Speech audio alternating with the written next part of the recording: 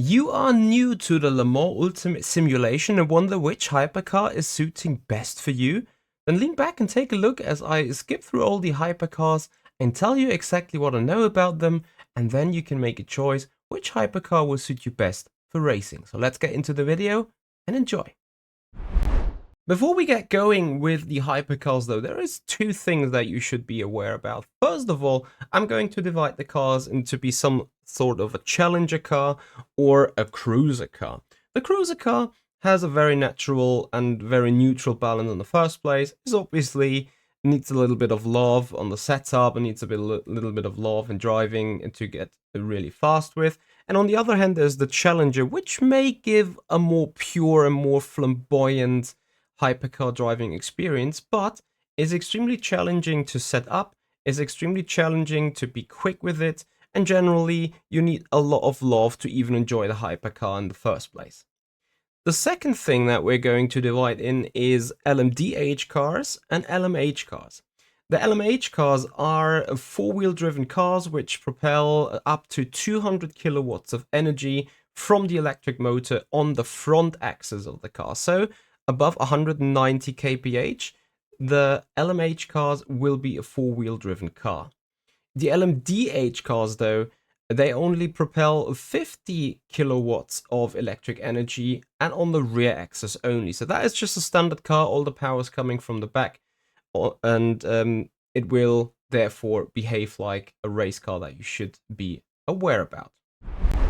So then let's get going with the Alpine A424 3.4 liter V6 turbocharged engine LMDH car. So at all times up to 50 kilowatts will be supported on the rear axis. And to me this is sort of a cruising car. It tends to understeer. Back on release day it had a little bit of an issue with the straight line speed. So maybe a bit better car for twisty and cornery tracks such as Sebring, such as Portimao. I'm pretty sure the top speed issue has been fixed to a certain extent. I haven't driven it ever since, but so far from what I've remembered, it has been pretty neutral, more understeer as I've said, but it has one of the most astonishing sounds of all cars available, I think. Next up, the BMW Hypercar. A 4-liter 90-degree V8 twin turbocharged engine. This means, as it is a V8, this car is living from RPM. Here you want to really go up the power band till almost hitting maximum on the RPM range to have maximum power. However, this car is certainly a cruiser. You've seen me racing this a lot lately, and the car is very neutral. It is very forgiving over bumps. Obviously, the car also needs a lot of love with the setup, but generally speaking, this car is really forgiving. It's had a neutral balance, it's driving considerably good over bumps, and is therefore really, really stable. Something else that needs to be considered, that this is an LMDH car as well, and that means up to 50 kilowatts from the electric energy system coming to the rear axis only. You loving the video so far? Then please show that with a thumbs up on the system, give the video a like, subscribe to the channel, ring the bell, and stay tuned for more information. Next up is the Cadillac, and this to me is a challenger. The Cadillac has been really, really fast lately. It needs a lot of work on the setup in order to be just able to drive. So when I tested it back then in Spa, back then in Sebring, I was having a really, really hard time. I was spinning around a lot in the car, and it really is a challenge to set this up and to be quick with it. However, it uses a 5.5 liter engine, V8, naturally aspirated, so no turbocharge, which again, just like the BMW, means it really wants to have all the RPM being used for maximum power. Obviously, the Caddy, very, very strong muscle car sound, just like what you would expect from an American muscle car. The Caddy is also an LMDH, so propelling up to 50 kilowatts at all times from the rear axis only. Therefore, generally speaking, since we are speaking about LMDH again, Obviously, you never want to run into 100% battery. If you run into 100% battery, these cars are tending to lock up the front a lot, whereas LMH cars would lock up the rear, as the regen generator is always sitting on the retrospective X. So in an LMDH, regenerator is sitting on the rear. In an LMH, which is the Ferrari, the regen is sitting at the front. So is the additional motor, which obviously deploys the power. So, since we're talking about the Ferrari, a 3-liter engine, also naturally aspirated, but with a turbo, and this car is also a challenger to me. It's more challenger rather than a cruising car. It is generally quick. It is generally sort of easy to set up. There is a certain philosophy that kind of always works on the car, but it tends to be a little bit twitchy, especially out of medium speed turns, out of low speed turns. As soon as you hit in the throttle, the rear end is a little bit dancy around. So to me, it's more of a challenger rather than a cruising car. However, the Ferrari is very, very efficient. It is one of the cars that you kind of short shift in order to get maximum power while having maximum efficiency. Obviously, you can use more of the RPM still, but it won't make you faster, but only consume more fuel and energy.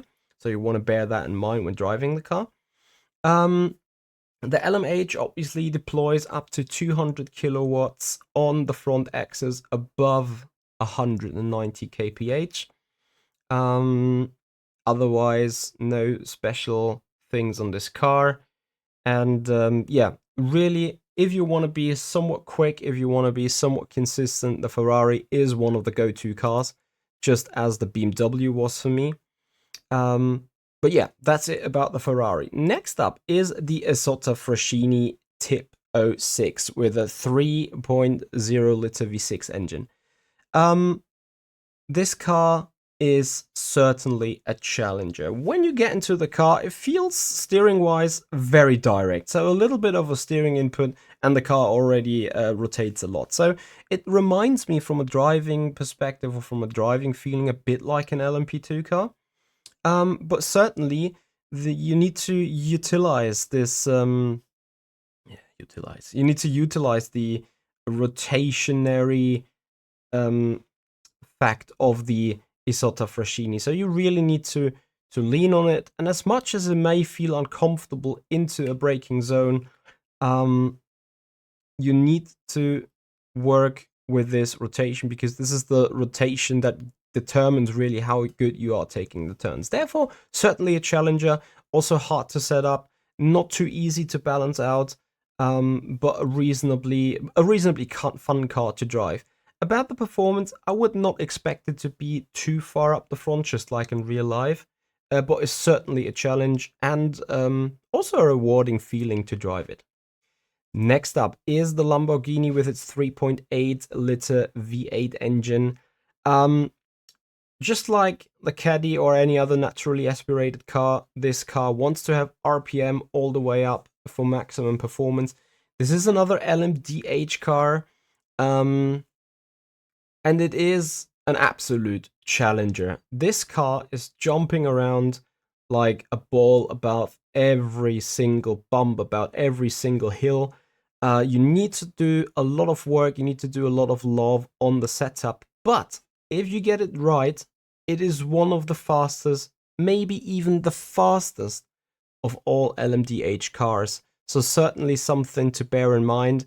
However, we've seen David Mrożek racing this car a lot. I know he has spent a couple of minutes, maybe even hours, on getting the setups right. But he got rewarded with absolute massive performance from this car. And just like in real life, if you're looking at real life onboards, this car's jumping around a lot. Sebring, this car must be a nightmare to drive in. But they have really nailed it here on Le Mans Ultimate, and the car is behaving exactly like in real life.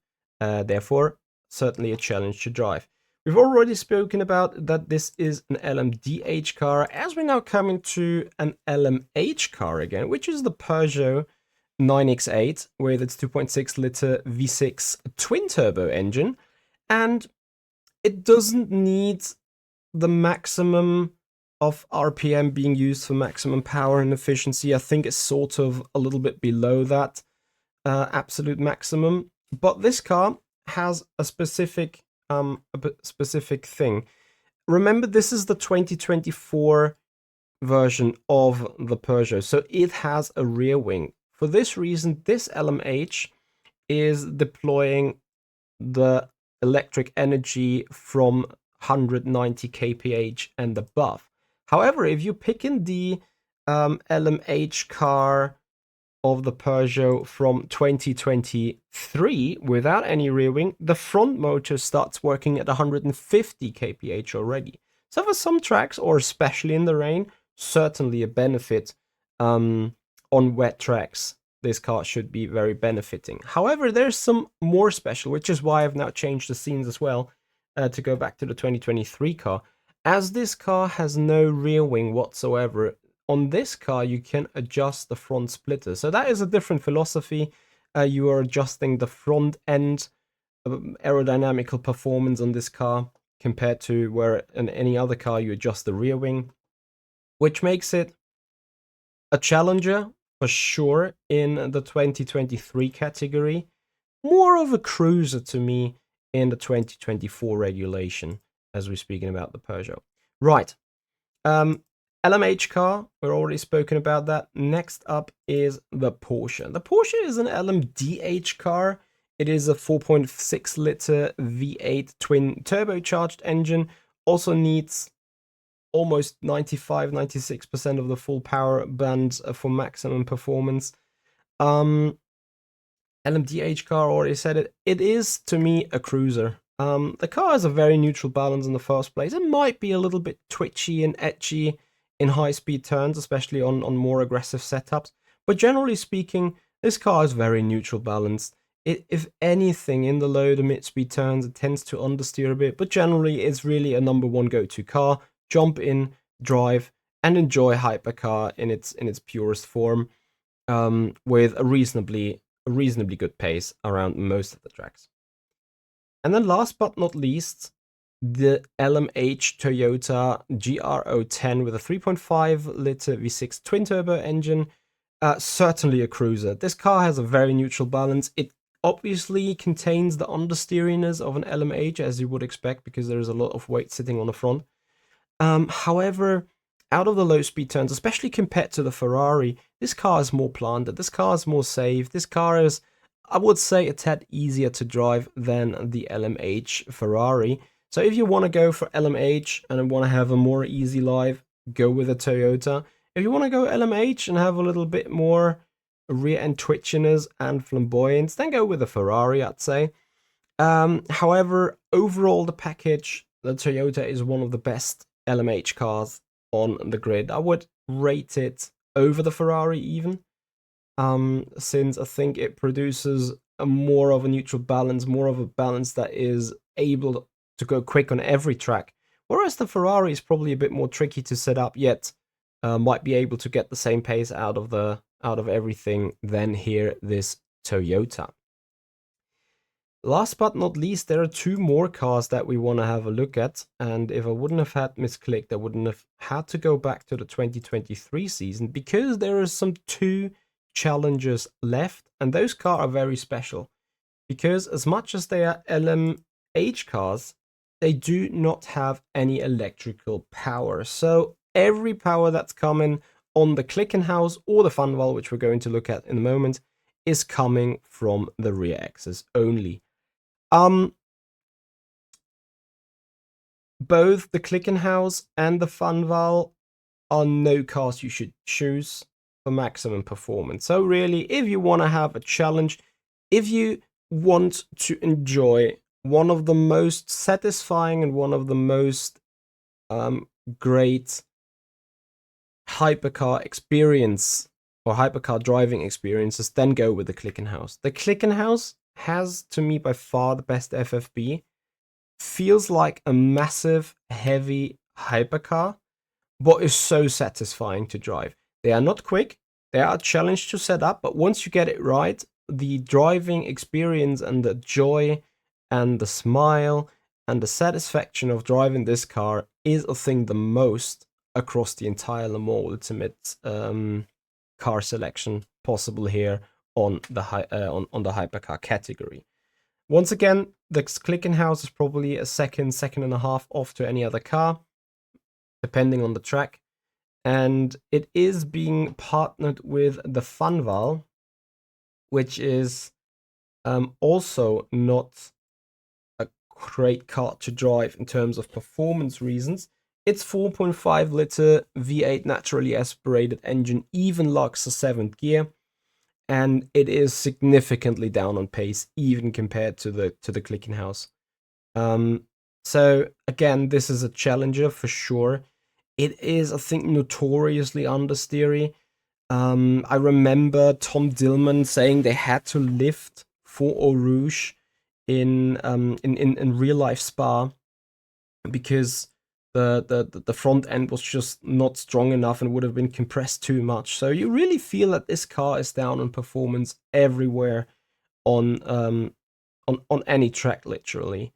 And this is kind of fine because the car wasn't up to the speeds as the other hypercar was in real life, which is a shame because you guys know we have been linked to Funwell in the more virtual series. However, it is what it is. This is an actual display of the car also in Le Mans Ultimate, and I think they've really nailed this down as well.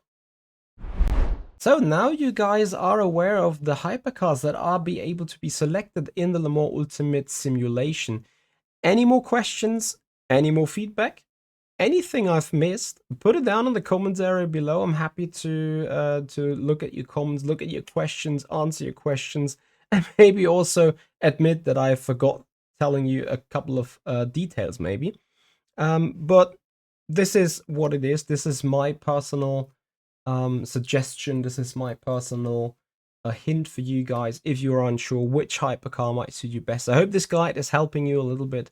And then I'm looking forward to see you guys out on the track. And guys, if you've appreciated this video, please give it a thumbs up, subscribe to the YouTube channel, ring the bell for more Le Mans Ultimate videos and updates. Thank you for watching. See you and bye bye.